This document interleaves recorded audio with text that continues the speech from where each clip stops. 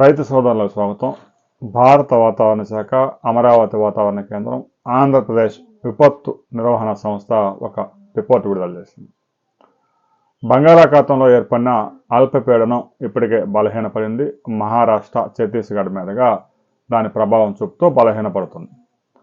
ఇక రాబోయే 2 రోజుల్లో బంగాళాఖాతంలో మరో అల్పపీడనం ఏర్పడబోతోంది. వీటి ప్రభావంతో సోమవారం, మంగళవారం, బుధవారం, గురువారం ఈ 4 రోజులు తెలంగాణ, ఆంధ్రప్రదేశ్లోని చాలా ప్రాంతాల్లో మోస్తరు వర్షాలు, కొన్ని ప్రాంతాల్లో భారీ నుంచి అతి భారీ వర్షాలు నమోదయ్యే అవకాశం ఉంది.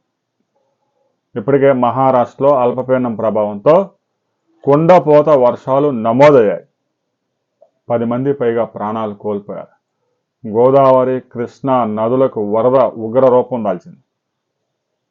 కృష్ణానదిలో తాజాగా శ్రీశైలం డ్యాం నుంచి నాగార్జున సాగర్కి, పులిచింతల ప్రాజెక్టుకి ప్రకాశం బ్యారేజ్ ద్వారా 7 లక్షల క్యూసెక్కులకు వరద చేరే అవకాశం ఉందని అధికారులు అంచనా వేస్తా ఉన్నారు.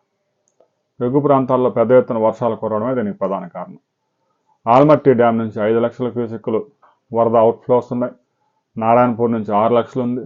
దూరాల నుంచి క్రమంగా పెరుగుతూ ఉంది శ్రీశైలం ప్రాజెక్టుకి.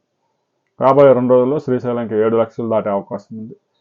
వచ్చిన వరద వచ్చినట్టు నాగార్జున సాగర్, పులిచింతల, ప్రకాశం బ్యారేజీ మీదుగా సముద్రంలోకి విడుదల చేయడం. ఇప్పటికే ప్రకాశం బ్యారేజీ నుంచి 5,60,000 క్యూసెక్కులు డిశ్చార్జ్ చేస్తూ ఉన్నారు. ఈ వరద క్రమంగా పెరుగుతూ ఉంది. 7 లక్షలు టచ్ అయ్యే అవకాశాలు ఉన్నాయనే క్లారిటీ ఉంది.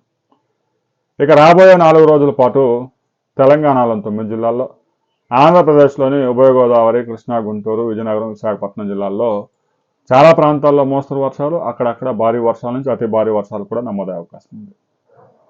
ఇక 2వ తేదీ నాటికి మరో అల్పపీడనం ఏర్పడబోతా ఉంది. దీనికి సంబంధించిన క్లియర్ పిక్చర్స్ కూడా వచ్చాయి. దీని ప్రభావంతో ఆంధ్రప్రదేశ్, తెలంగాణలో మరొకసారి వర్షాలు విరుచుకుపడే అవకాశాలు ఉన్నాయి. అయితే అల్పపీడనం వాయుగుండంగా మారుతుందా లేదా అనే దాని మీద మరికొంత క్లారిటీ రావాల్సి ఉంది. గడిచిన 24 గంటల్లో మీ ప్రాంతాల్లో వర్షపాతాలు నమోదయ్యాయా, ఎంత వర్షపాతం నమోదైంది అనే వివరాలు ప్రతి ఒక్కరూ కామెంట్ చేయండి.